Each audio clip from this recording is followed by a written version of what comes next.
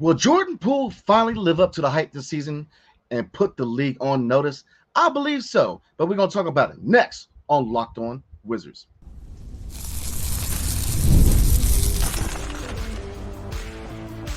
You are Locked On Wizards, your daily Washington Wizards podcast, part of the Locked On Podcast Network.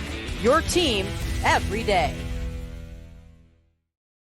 What's up, everybody? It's your boy Brandon Scott again, and I appreciate you guys making Locked On Wizards your first listen every single day. We are free and available wherever you get your podcasts and on YouTube, part of the Locked On Podcast Network, your team every single day. And tonight's episode is brought to you by FanDuel. Now through September 22nd, all FanDuel customers can bet $5 and get a 3-week free trial of NFL Sunday Ticket from YouTube and YouTube TV. Visit FanDuel.com to get started. All right, so the question is today, everybody, is will Jordan Poole finally live up to the hype that carried over with him from the Golden State Warriors? I believe so. I think he's going to have a breakout season. I think he's going to have a career season. I think he's going to finally put the league on notice and play with a chip on his shoulder, man. So we're going to take a look at what his role should be this season with the Washington Wizards, some over and unders, and my hot take for JP13 for this season coming up. So let's get into it, everybody. Take a look at the stat line from this previous season, his first season in the 202. He played 78 games out of 82, with definitely a good sign. Out of those 78 games, he started 66. Looking at minutes per game, 30 minutes per game, not too bad, especially looking at the fact that he started at first with the sixth man and then went back to being a starter. Looking at he shot 41% from field goal range, 32% from 3-point, 87% from free throw. He averaged 2.7 rebounds a game, 4.4 assists, 1.1 steals, and he's scored 17.4 points per game. So, looking at the stat line, what should be his role this year, or roles, that is? What role should he have within the offense, or within the offense and defense for the Washington Wizards this year? Number one, pass first. If Jordan Poole wants to be the starting point guard, he's got to be more of a distributor. If you look at Tyus Jones, if you look at even Monte Morris, the couple of point guards where there were a couple of combo guards that were trying to make into a point guard, even though Tyus Jones is more flourish as a point guard than Monte was. No disrespect to Monte, but the biggest thing with Tyus was he was pass first. He was the guy who was looking to distribute, looking to set other people up. And Jordan Poole is a scoring-minded guard. If he wants to hold down the starting point guard position, especially for long term, he's got to learn to be more of a distributor, more of a pass first point guard, in my opinion. Now, he does have vision. He has shown that he can definitely distribute the ball. He's had some highlight reel passes, but here's the thing: he's got to do it on a consistent basis.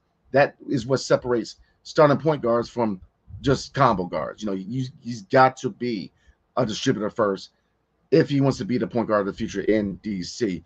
He did average 4.4 assists, which was slightly under his career high, which was 4.5 in the 2022 and 2023 season, his last year in Golden State. So I definitely want to see those numbers go up. We're going to get into over-unders in a minute.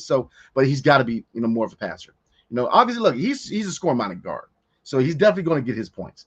Jordan Poole is going to get his points. He's a scorer. He's definitely a scorer. And he's shown that he can score at a high clip in the NBA. But he's got to find ways to make other people better, especially if you want to be the point guard of the future, especially if you want to be in the backcourt with Bub Carrington. If you want to be that guy at a starting point guard, you got to find ways to make other people better. He's got, because in a potential backcourt with Bub, he's got to set Bub up. Bub is a scorer, man. So, and we know Jordan, we know that Jordan can score, but to be that point guard, man, we need him to be more of a distributor. So, number two, more efficient. He's got to be more efficient. Looking at a stat line, again, he shot 41% from the field. You do want to see him get closer to 45%. League average last year was 45%. You want to see him climb up to 45%. Three-point percentage, 32%. For a guy who's a scorer, he's got to bring that up around 35%, in my opinion. That is league average, and you definitely want to see him get closer to 35%. And, the fact that, last year, the big complaint with Jordan Poole, but it wasn't just Jordan Poole. Obviously, it was Kyle Kuzma too, but that was the big knock against both Jordan Poole and Kyle Kuzma, which was a lot of volume, a lot of shots, putting a lot of attempts up. And efficiency, took a hit. Now, if you look at the numbers, we kind of covered the last video. If you look at the numbers of Kyle Kuzma, if you look at the percentages, especially for field goal and 3-point, Now, more so field goal. Efficiency, if you look at the numbers, wasn't really a problem. But when I say efficiency, when in the realm of Kyle Kuzma, um, and to a lesser degree, Jordan Poole, is shot attempts, volume. You got to bring the volume down. They got to find ways, because the number one and number two scoring option for the Washington Wizards, just like last year, is going to be Kyle Kuzma and Jordan Poole again this year. And they've got to find ways that help other people get better, because we're year two in a rebuild. We have to develop this young talent. We have to develop Bilal Coulibaly going to year two, Tristan Vucevic, Alex Sarr, Keyshawn George, Bob Carrington. These five gentlemen, man, we have to develop them. The development is the name of the game, because they are the future of this team. Most of these vets, if not all these vets, are not going to be here when we become a good team and start to push for the playoffs, or playing playoffs and try to be that consistent contender. These vets aren't going to be here. So development of this young talent, that has to be key. So looking at Jordan Poole, looking at Kyle Kuzma, they have to find ways to change their game to a certain degree to help other people develop and become better players. So they've got to find ways to do so. So it kind of leads into number 3, using his scoring ability to set up others. And really, if you look at all 3 points and all 3 roles that I'm looking for him, or all 3 points to what his role is going to be in DC, they all kind of lead to the next and help the next. I mean, with being pass first, you help setting guys up. Now, let's take a look at this real quick, because all 3 kind of feed off each other. And all 3 is using his scoring ability to set up others, being more efficient, and pass first. So you can argue that it all starts with what? Efficiency. Because once he becomes more efficient player, he's going to become more of a threat. When he becomes more of a threat, he's going to garner a lot of attention from the other defenses. Especially when, Kyle Kuzma. We need another scorer that's going to help out Kyle Kuzma, and that's going to be Jordan Poole. Yeah, he's the starting point guard, or he's slated to be the starting point guard, but don't get it twisted. He is the number 2 scorer on his team, and he needs to be, because Kyle Kuzma needs help on that end, because, we don't know right now what the starting 5 is going to be, but, you very well can see Alex Sarr and Bilal Coulibaly being the starting 5. And with that, the defense is the name of the game with both of them, but offense, both of their offensive skill points, or skill sets, that is, need further development. They're very, very raw offensively. So looking at who's going to bear the brunt of the scoring pressure, is going to be Kyle Kuzma and Jordan Poole. So, looking at Jordan Poole, he has to become more efficient, because once he becomes more efficient scorer, he becomes more of a weapon and becomes more of a focal point for other defenses, which leads into using his scoring ability to set up others, and kind of leads into the third, passing more. Using his scoring ability, with his speed to attack the basket and collapse defenses, he can set up shooters on the outside. Look at Corey Kispert. Look at Kyle Kuzma. He has the ability to do, when he attacks the basket, he gets to the free throw line, he can collapse defenses and leads to open looks for shooters such as, again, Corey Kispert, Kyle Kuzma, the list goes on. Keyshawn George, list goes on. Number 2, he's got to find ways to help Bilal and Alex Sarr develop. How do you do that? Touches. That's how you get them touches. With him being a focal point of the opposing defenses, he's going to find touches for Bilal. He's going to find touches for Alex Sarr. He's going to find touches for Jonas Valanciunas. Now, Jonas, at this point in his career, 32 years old, you're going to start to see some decline. Is he the third scorer on the starting 5? It's debatable. How much of a progression do you see from Bilal Coulibaly? Now, Alex Sarr is not in the top 3. I think we all agree with that. And he very well could be the 5th choice in the starting 5, because he had a very rough summer league. And I do believe that he has high potential. He has star potential. But he has to be developed, especially on the offensive end. So Jonas Valanciunas is going to have somewhat of an offensive responsibility, but your top 2 is going to be Kyle Kuzma and Jordan Poole. So, getting back to Jordan Poole, these three things are going to help him be that guy at point guard. He's definitely got to find ways to get other people better. So again, to kind of reiterate, guys, he has to become more of an efficient player. He has to use his scoring ability to set up others on the outside and find touches for young players such as Bilal Coulibaly and Alex Sarr. And he has to become more of a pass first, floor general. He's got to find ways to set other people up, because yes, he's that scorer, man, but we need his role to change to a certain degree. So his role in DC needs to be, learn to be more of a point guard as opposed to a scoring-minded combo guard. If he wants to be the future point guard, he's got to find ways to be a floor general. He's got to learn to set people up, to distribute the ball more, be more efficient. Use his scoring prowess to collapse defenses and set shooters up on the outside and really find these touches for players such as Bilal Koulibaly and Alex Sarr. So his role should definitely be more of a floor general, in my opinion. We know he can score, but if he wants to make that transition from two guard to six man into being the starting point guard of the future for the Wizards, he's got to find ways to be more of a pass first point guard. He can still be that scorer, but he's got to learn to find ways to set people up and help make other people around him better. So that's a role that I envision for JP13, aka Jordan Poole. I think he's going to come into the season with a chip on his shoulder. I think he's going to have a career season. I think he's going to put the league on notice. I really do. I think he proved last year that he could take the criticism. He's shown that he has the mental fortitude to be the guy, to be one of the focal points of a franchise. And I think that he's going to come into the season with a chip on his shoulder, and you're going to see a much improved Jordan Poole. He's going to come in here focused and ready to work, in my opinion, because you've seen him put in work. There's been videos out here with put in, not only training, but training with Alex Sarr, training with other players. He's coming in the season with, again, a chip on his shoulder and a kind of a renewed focus. He's focused, man. He wants to prove the critics and the haters wrong. And I think he will have a career season. So we're going to look at some over and unders and my hot take for Jordan Poole this season. But before we do, tonight's episode is brought to you by FanDuel. So look, you've heard us talk a lot about FanDuel, America's #1 sportsbook. We'll have something a little different for you this time. Now through September 22nd, all FanDuel customers can bet $5 and get 3 weeks of a free trial of NFL Sunday Ticket from YouTube and YouTube TV. Then with a YouTube TV base plan, you'll be able to watch every regular season Sunday afternoon out-of-market game. All you need is a Google account and a current form of payment, and you can cancel any time. Just visit FanDuel.com to download America's #1 sportsbook, FanDuel. Thank you for making Locked On Wizards your first listen of the day. For your second listen, enjoy the Locked On NBA podcast. There is no offseason in the NBA, and Locked On NBA provides daily basketball analysis from national and local experts in 30 minutes or less. No one keeps you as informed and entertained as Locked On NBA. Available on YouTube or wherever you get your podcasts. Part of the Locked On Podcast Network, your team every single day. All right, everybody, let's get back into it. Let's get into some over and unders for JP13 and my hot take for Jordan Poole this season. So let's dig into it. All right, first over and under 17 points a game. And I'm gonna roll with over. I'm gonna say that he gets closer to 20 plus. Again, if you look at his previous season, he did average 17 points per game. I think he's gonna score around 20 plus, in my opinion, because I think that he will be more efficient. I think that he will take more high percentage shots. I'm hoping he will. I mean, because him and Kyle Kuzma, again, are the 1 and 2 scoring options, man. They got to find ways to, 1, become more efficient players, 2, make the others around them better. That has to be the name of the game for both Jordan Poole and Kyle Kuzma.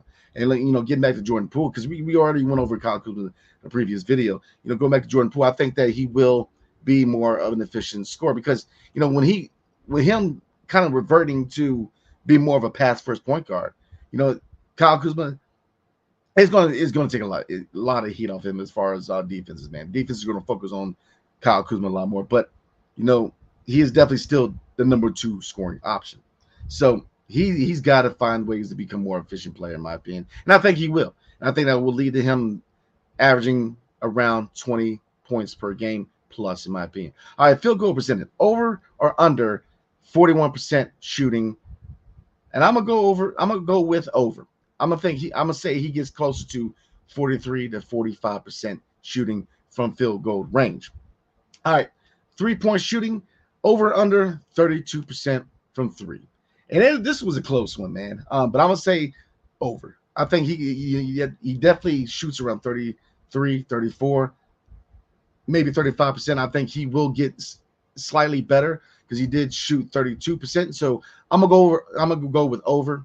It was very close because, again, efficiency has been the biggest knock against Jordan Poole. And for him to be successful, he's got to be more efficient. Efficiency is probably the one key to his game.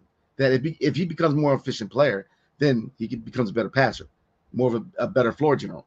I think that he can really get the most out of being the starting point guard by becoming more efficient. So let's get into some other over and unders, guys. Assists per game. Over or under 4 assists per game. This previous season, he did average 4.4 assists. And his career high is 4.5, dating back to his last year in Golden State. So over under 4 assists. I'm gonna say over. I think with him becoming a point guard, look, like I said, the biggest reason why I'm very, very big on Jordan Poole this season coming up is because you see a lot of good signs. You see him putting in work. You see him putting in work and working with other players, young players like Alex Sarr. He's really solidifying himself and cementing himself as a pillar for the Washington Wizards. Now, right now, do we for sure know what the vision is for him going forward? Not quite, even though the organization has said that they are investing heavily in the backcourt of Jordan Poole and Bob Carrington. And looking at Bob Carrington, he's a guy who can't play off ball. So you very well could see a potential backcourt in the future of Jordan Poole and Bob Carrington, because that is a backcourt that right now they're investing a lot of time and a lot of money into. And like I said, the organization does like Jordan Poole.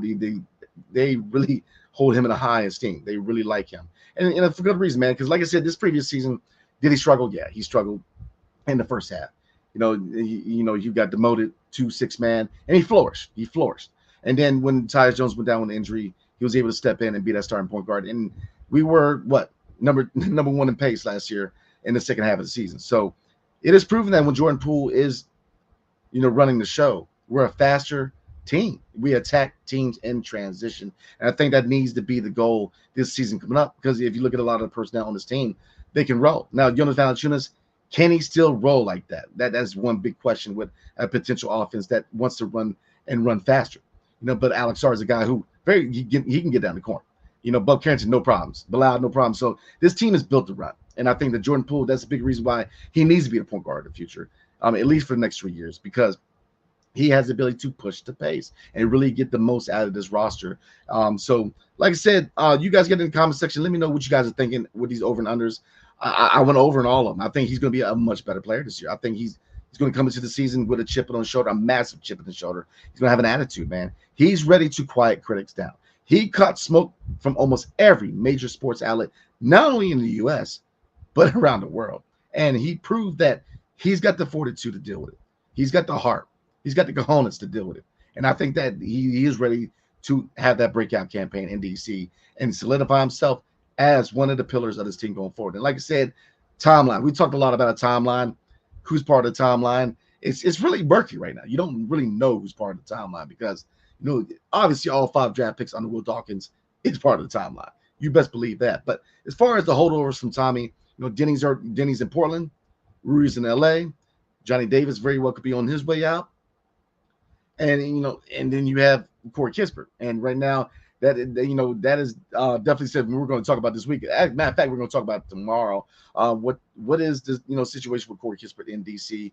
Is he a long-term piece? Is he a trade piece? But kind of getting back to the point, timeline is murky because, Sadiq Bey, we probably will not see him this year, but 25 years old. He's a guy who very well could be a future piece. And Jordan Poole, very much still in the running to be a piece of this team going forward. So, like I said, a lot of questions with the timeline. At first, when they traded Denny, kind of made people think, how do you trade a 23-year-old player? But then, if you look at them acquiring Sadiq Bey, if you look at the fact that they're investing heavily so much into Jordan Poole and Bob Carrington, and that potentially being the backcourt of the future, we'll see. And because, again, with the timeline, GMs, 2 things to kind of go over real quick before we roll out, guys. One, GMs have, players that they prefer. He may not have preferred Denny Avia. And like I said, a lot of us, it's kind of split 50-50. I was a big Denny fan. I remain so. I think he's going to do well in Portland. But here's the thing. Not every player who is here, is part of the future for that GM. GMs pick who they like, and they prioritize their own guys. And he very well could not have been, a player. Or, and you look at other factors such as small forward. Bilal Coulibaly he's the wing of the future. And if you look at Denny, contract was a great contract, but they could have looked at it like he was holding back Bilal. I don't think so. I'm not saying that's the case, but the timeline is still murky right now. You want to say they're prioritizing 19, 20-year-old, but again, right now, looking at Sadiq Bey, looking at other players, we'll see. So, like I said, Jordan Poole, I think, is going to come into the season with a massive chip on his shoulder, man, and he's going to have a career season, man. So you guys get into the comment section. Let me know what you're thinking with the over and unders. Do you agree? Do you disagree, and why? So we're going to get into the internal rate for this week and next week, because after next week we will be going back to releasing videos every day of the week. So, but before we do, I'm going to talk to you guys about Locked On NBA. Thank you guys again for making Locked On Wizards your first listen today. Now go check out Locked On NBA podcast, where the season never ends, providing national expertise with a local perspective. You can find a link to Locked On NBA in the description, so you don't need to search. Part of the Locked On Podcast Network, your team every single day.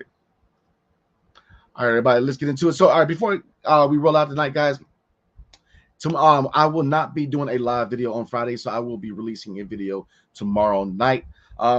So, what are we talking about tomorrow night? Corey Kispert. We're going to take a look at Corey Kispert. What is his role going? What is his role going to be in DC next season? Is he a future piece or is he a trade piece? We're going to look at the 5 best destinations or trade destinations, that is, for Corey Kispert, and take a look at some over and unders and my hot take. Oh, that reminds me, the hot take real quick for Jordan Poole. All right, guys, my hot take for Jordan Poole is he will be getting votes for the most improved player award in the NBA. So let me pull up real quick. NBA. So that is my hot take for everybody. My hot take this season is Jordan Poole will get votes. Now I'm not saying he's going to get it. He very well could if he has that breakout campaign, like I think he will. But right now, my hot take is Jordan Poole will get votes for most improved player this season coming up. So that is my hot take. Again, you guys get in the comment section and let me know, do you agree, do you disagree, and why? So, all right, I'm going to go ahead and roll, guys. I will see you guys tomorrow night. We're going to chop it up about Corey Kispert, my guy, Corey Kispert, the sniper. All right, so you guys have a good evening. Hail to the Wizards, and peace. See you guys tomorrow night.